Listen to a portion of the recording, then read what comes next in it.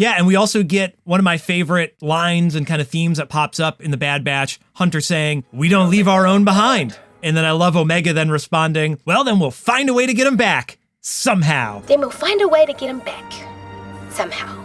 I don't know if somehow is any kind of nod to Rise of Skywalker. I kind of actually enjoy it if that becomes a, like, I got a bad feeling about this. Somehow, we'll get out of this. Somehow. Like, we can just take that phrase back. I agree. We need to take it back from the haters. Krypton to Alderaan. Krypton to Alderaan. Krypton to Alderaan. Krypton to Alderaan. Welcome, everyone, to Krypton to Alderaan. I'm Joey, your Star Wars lover, and with me is Royish Goodlooks, your Star Wars song guy. Hello, Joey. Hello, podcast. Hello there, and we're the podcast that analyzes nerdy pop culture, but it's mostly Star Wars. And this episode, we are yet again continuing with our Bad Batch rewatch. Season 1, Episode 3, Replacements. Replacements, not only in title, but in every single aspect of this episode. Plots, themes, characters, everything. So, Parts. Stay tuned. Let's punch it.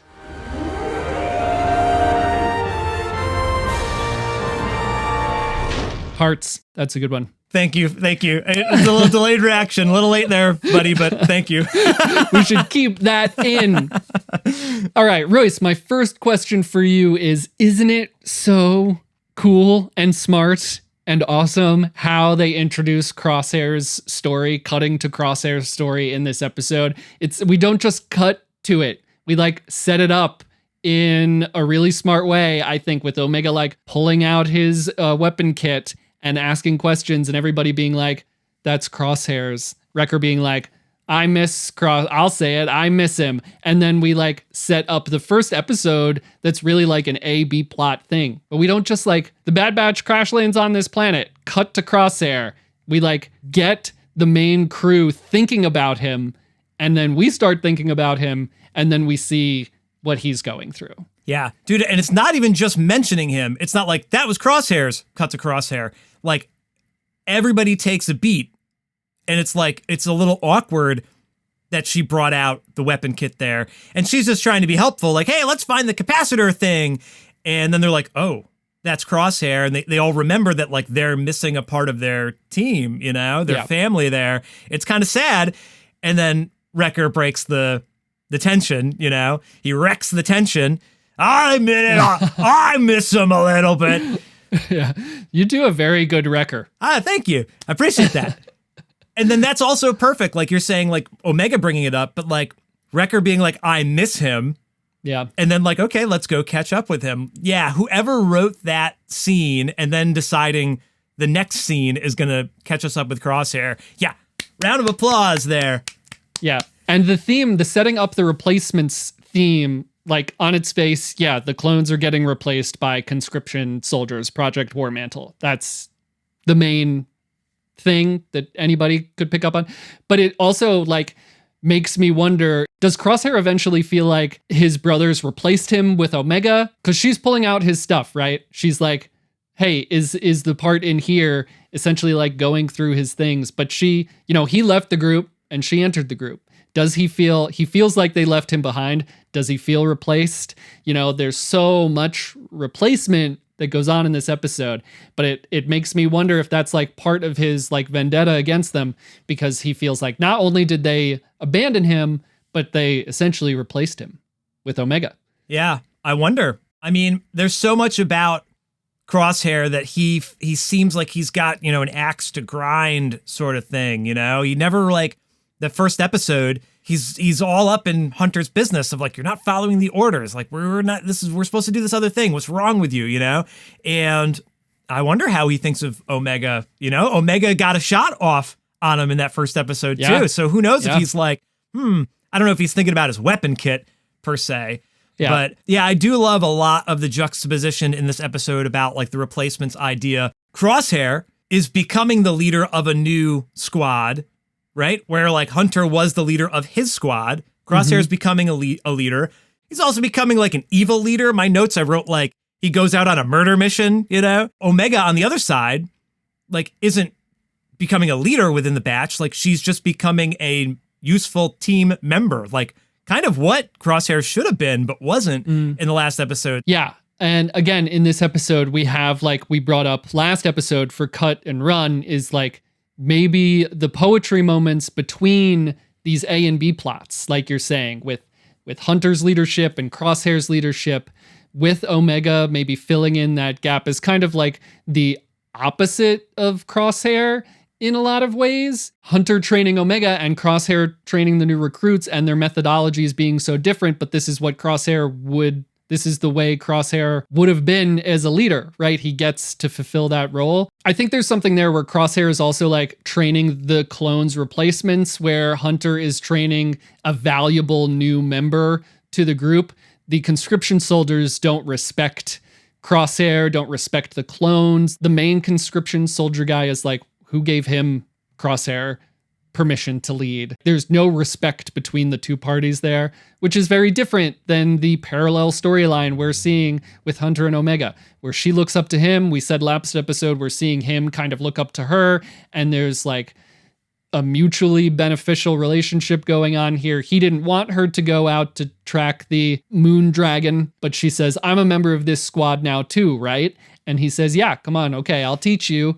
And it's like a familial relationship, maybe better communication there in the training than Crosshair with his crew. Just really smart parallel storylines going on there as well, I think. Lots of cool poetry moments.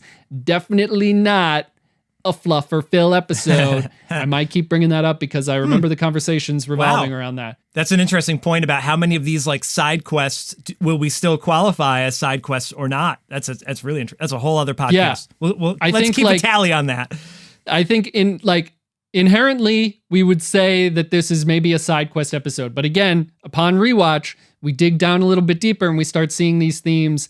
Replacements, that sucks, okay? We have this fascist government coming in and wanting conscription soldiers, Project Warmantle, wanting conscription soldiers. And what's the quality of soldier you get when you have a fascist, xenophobic government? This is the quality of soldier you get. One that like doesn't value the clones because they're less than. We do eventually see that stormtrooper, which they're not called yet, but we do see that soldier like not want to take out civilians, right, which is very surprising to me each watch. But the quality of soldier you get from a conscription-based service when you're dealing with a fascist government is so interesting. I think it also leads to why we could dig a little bit deeper here and say it leads to why like they're pretty bad shots. Stormtroopers, bad shots. They're not good at being soldiers, but they're good at being bad guys. And that's the quality of soldier you get.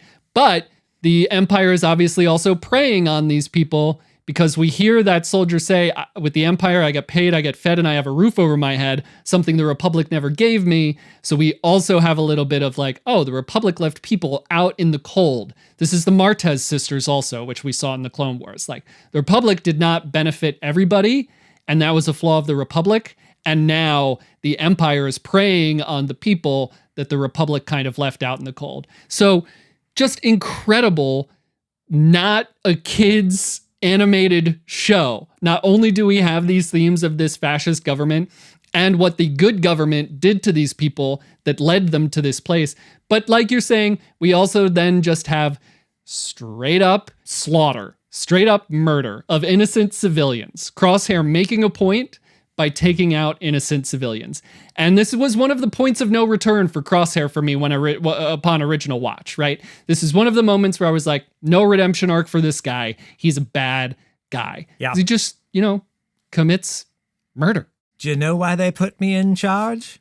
Yeah. I'm willing to do what needs to be done. Dude, this is it, Joey. This is it. Dude, there's so much there. The Empire fascist stuff is super heavy, and it doesn't end here. Like, I remember season 3 just felt so heavy with like the oppression stuff that comes up. We keep talking about season 3. I guess that's our favorite season, it feels like. Or sure is. Maybe just the recency bias, I don't know. The enlisted soldiers, what quality soldier do you get? Now flip that with Omega. What's the quality of soldier you get when it's someone that's just so pure of heart, right? And you mentioned that the enlisted soldier doesn't want to, murder the civilians, right? He's like, we'll take him in for questioning. We don't need to kill him. And then what does Omega do while she's on her journey is she spares the dragon in the end, right? And she gives the blaster back to Hunter. And Hunter's kind of weird about that. Like, the blaster, they never had a conversation. I wonder what he felt like about a child having his blaster. And then she's like, oh, I didn't need it. And she's nice to animals throughout the whole series. So that's such a nice thing when we jump to the end of the episode as we normally do. But yeah, that parallel between the enlisted soldier and then Omega. And of course, Hunter's kind of proud of Omega, I think, in that moment, or at least acknowledges that she can hold her own. By the way, Omega saved Hunter, spared the dragon. And on the flip side, this other enlisted soldier is like, okay, we won't murder these civilians. Instead of Crosshair, respecting that or whatnot, he kills him. He kills his own teammate because that's what he's supposed to do here. And it's such a polar opposite there, and worked really well for this particular A and B plot. Even if it was maybe sort of, if you felt it was side questy for the character development, not at all.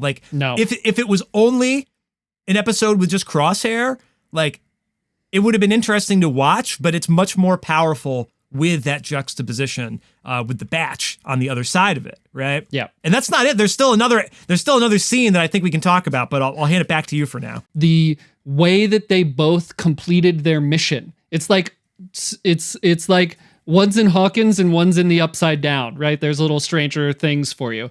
But yeah, that Omega completed the mission by sparing the Ordo Moon Dragon and saving Hunter, and Crosshair completes the mission by killing that conscription soldier and slaughtering the people. That, but also that the way those missions are completed also speaks to the way that each of these teams is kind of respecting the native life of the planet.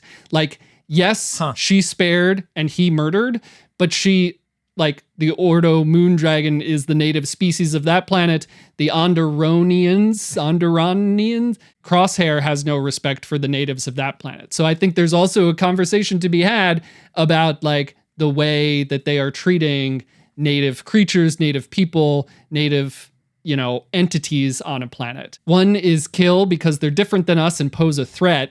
And one is Omega being pure of heart and saying, we don't have to kill this creature. We invaded its space. It doesn't like light. I got the part, didn't have to use your gun, and we can go now. Yeah, I mean, what an incredible juxtaposition of storytelling, like you're saying.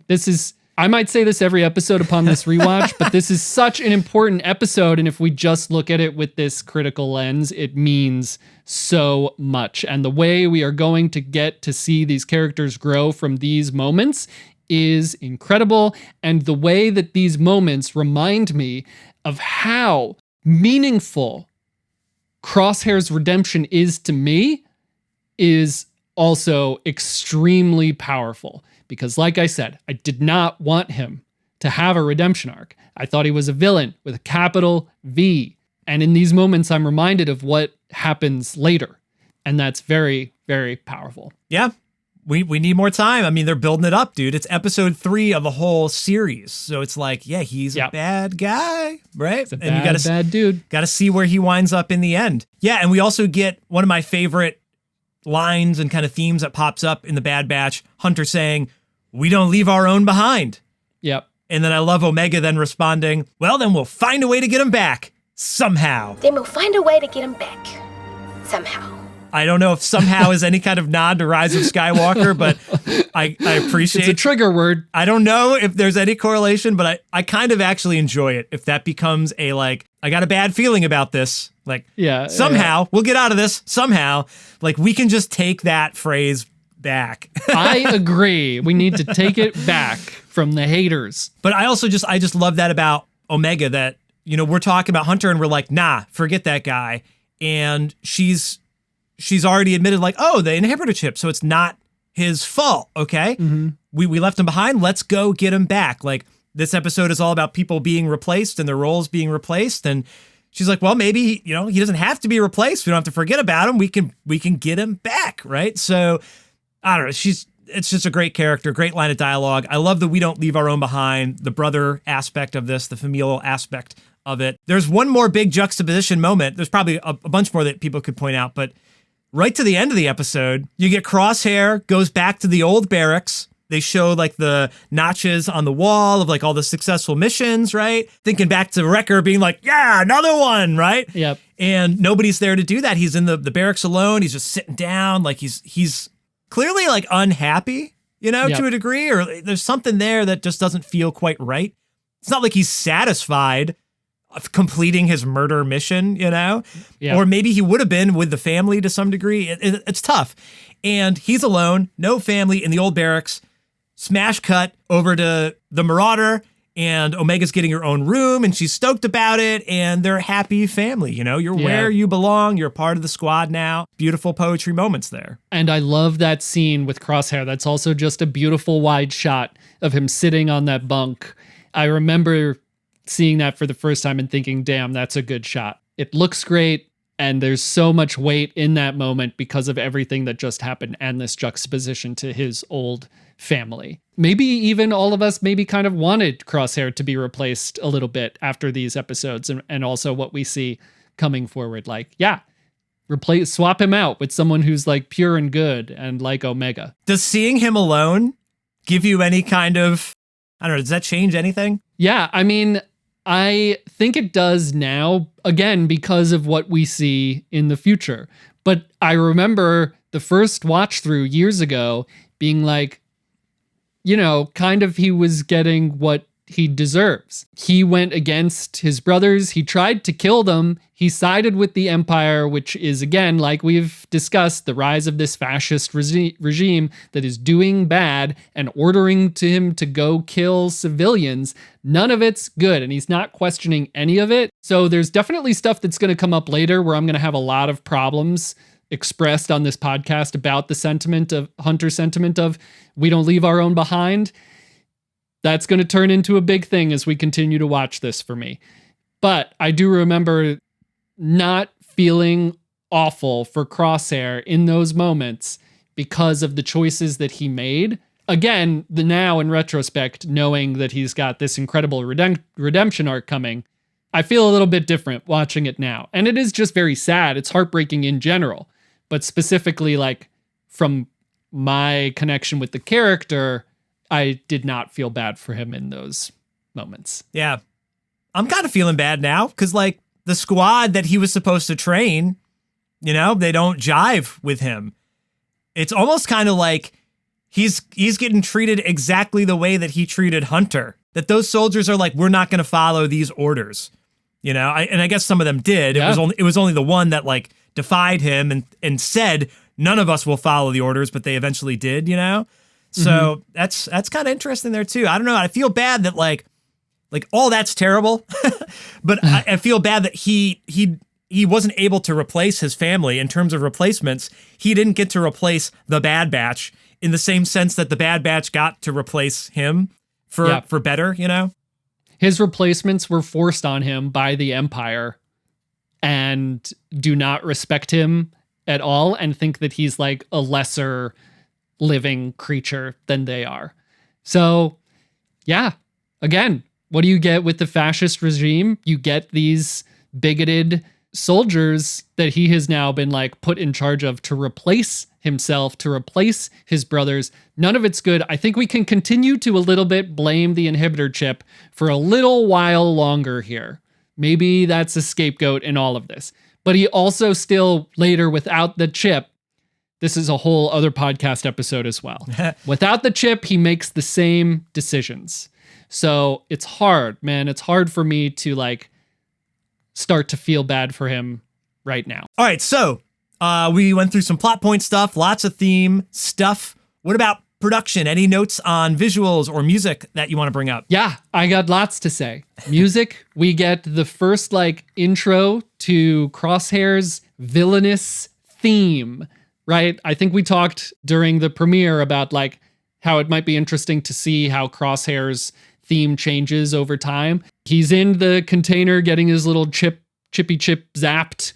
And then and Rampart and Tarkin are talking, and then he gets like pulled out, and we hear the bwah or whatever that is like kind of the bass or the intro to Crosshair's theme, which is very villainous noise, right? Villainous noise. Yeah.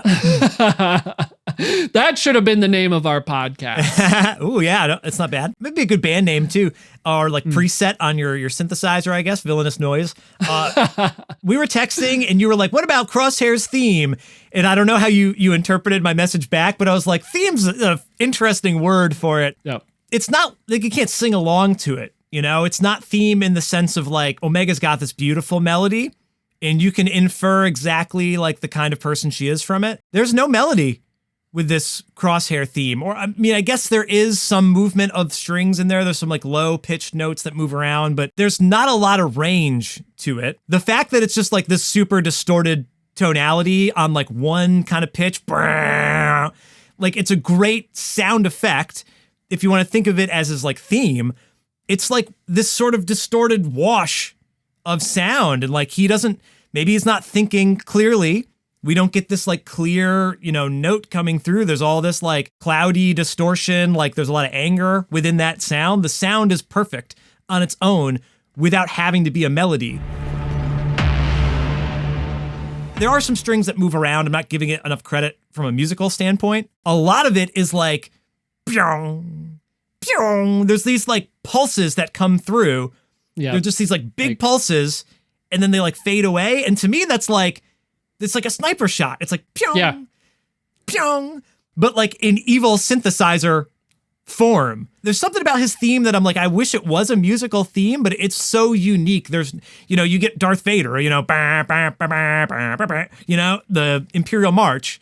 Right. A totally different take on how you would score a villain, or Kylo Ren's, even Palpatine has this kind. It's to me, it's more similar to Palpatine's arrangement because it's really low and it doesn't do a whole lot, but it's ominous, right? He has this ominous, like not very wide range of a theme with all these kind of production elements to it, the pulses, the distortion. So that's where I am with that. I think I need to listen to it on the actual soundtrack without like the visuals and dialogues and maybe like dive in deeper. I don't know. Do I sound crazy? No, I agree. My question to you is like, do we actually hear the more full version or actual melody of it in this episode? Because all I remember is him coming out of that tube and it being like bwah or whatever that noise is, but us not really hearing any of the, I don't know if you'd call it melody, whatever, throughout the rest of the episode. But I did pull up the soundtrack and listened to what is called Crosshair's theme, and it is a theme. It is a melody. And I think like because this character evolves so much over time, we see these like more melodic components added onto it. I mean, it would be cool if they were added onto it over time. I don't know if that's the case, but that would have been kinder. Why didn't you do it that way? Just kidding. But there is more to it. There is a melody to it. Is that later? Like Crosshair's theme, like that might be from episode 7 or 8 or something. Not maybe 3. We'll have to check. We'll check by next episode to see when the full theme actually hits the soundtrack. But I did listen to it and it is a full theme. But my point is in this episode, I only heard like the very daunting notes that you're talking about. And it's because, in my mind, it's because right now he's, again, capital V villain, right? No room anywhere else other than him moping on his bunk at the end of the episode. So I think there is a like blurring of, you know how a score isn't just like this song, and then this, like everything bleeds into each other and like repeats. Yeah. It's like the same theme is in multiple. I don't understand film scoring period or TV scoring. Like that's outside of my wheelhouse. But to me, it feels like when Rampart comes in and Tarkin is there and they're like, the burgeoning empire. Like there's notes of like the theme working for that aspect of the show that then also kind of bled into Crosshairs. So I don't know, like Crosshair to me is just the blah, I think, so far. But at the same time, when they were talking about the burgeoning empire and they're all standing there like looking proud, that's where I think you hear maybe the Emperor Palpatine sort of theme. It's not his theme, but it's similar to that, where it's like 3 or 4 low notes that jump back and forth underneath the synthesizer. So there's like some kind of homogenous nature between those, that they're all together as a big, happy, evil family. That's cool. I like that. So I don't know if it's just Crosshair in that moment rather than just like the Empire. And same thing with Vader. Like, it's the Imperial March. Right. Well, we'll have to pay attention to what gets added, what we hear more of his particular theme as we continue to go through this rewatch. Because if it is like more components are added as we go, that's a really cool way that could have introduced us to, oh, he is getting a redemption arc. I love that. But there's the episode where he tries to melt them all with his with the ship engine. With the ship engine. So I don't know. I love that ship. That's like the card you could always play. Like, but remember the time. Yeah, right. Like, they should definitely be using that against him forever. Remember so that you tried to burn us alive with a ship engine? Yeah. On a totally different note, we were talking about how like the enlisted soldier was given Crosshair a hard time, like before they go out on the mission and while they're on the mission. When Omega wants to go track the dragon, she's not given a hard time. They're kind of accepting it. And then she goes running off. Like, she leads the whole mission. The music in the background of that scene is the music I sent you right before the podcast today. I don't know if you're guessing that or not, but it sounds like the Great British Bake Off to me.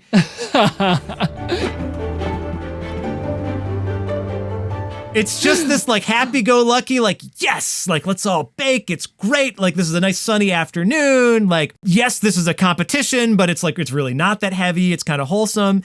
And that's sort of the vibe that I felt was scored in that moment. She's like, can I go on the mission? Like, I'm part of the squad too, right?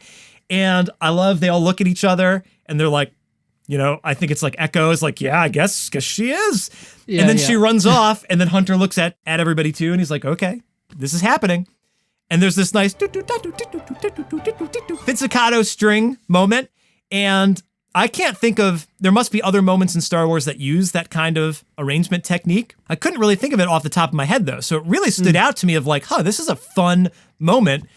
And again, like totally different than Crosshair's just like evil, bleh, where there's nothing there, no range, right? So if anyone wants to look at that up, that's called the Ordo Moon Dragon from Star Wars The Bad Batch Volume 1. You got to fast forward to 2 minutes and 30 seconds. And it's like 20 seconds of audio. Like, it's not a lot. I don't know if that ever returns. I don't have any recollection of that. But in that scene, I was like, this is like really sticking out, you know? Like, sometimes you don't hear the music.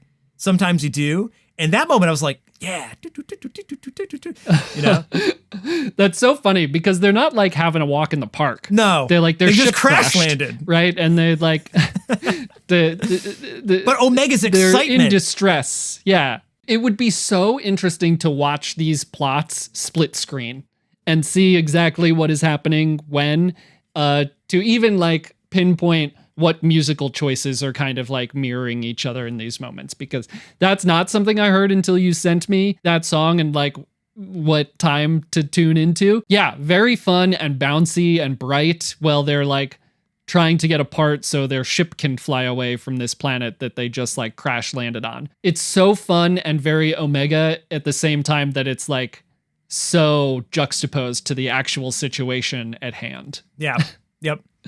I loved it. I also love that she never calls it the capacitor. The pot. The pot. And we'll get the pot. It ran off with the pot. I got the pot. There was something about that I found really endearing too, that was like, this is her mission and she doesn't have to like know the specifics, you know? Yeah. We are going to have so much fun with watching Omega like take missions like this seriously as we continue to watch the series up until season 3 when everything gets pretty serious anyway. But yeah, it's super fun and she's having a great time. And like we said, or like you said last week, we're seeing all these things through Omega's perspective, which is probably why we have this like flighty, bubbly, bouncy motif happening in this song that's called the Ordo Moon Dragon. And they're trying to get a part that it stole for their ship that crashed, right? There's like a lot going on. So it is really nice to have that in there. I did not notice it watching the episode. I'm very grateful you pointed it out because I do think it points to like, oh, we're seeing this plot through Omega's perspective. And Right. she is part of the Right. team. She made a choice. They took her along, and she's part of the team, and this is her mission, and it's fun. And I love that. I might go watch the episode again, actually, just to hear that and experience that part of that plot differently. I'm going to take some time to talk about like what other people were expressing when these episodes came out. And I remember probably even we thought this way, but a sentiment was that like the plot on this planet, on the Ordo moon or whatever, was not as fulfilling or meaty as what was going on with Crosshair, which I think was kind of the point, but also not necessarily true because we're still building these relationships. We know what happened during Cut and Run, and we're seeing them build on that. And Hunter and Omega's relationship continuing to grow and flourish, and him be forced to take her seriously. She succeeded in the mission where he failed, and she saved him.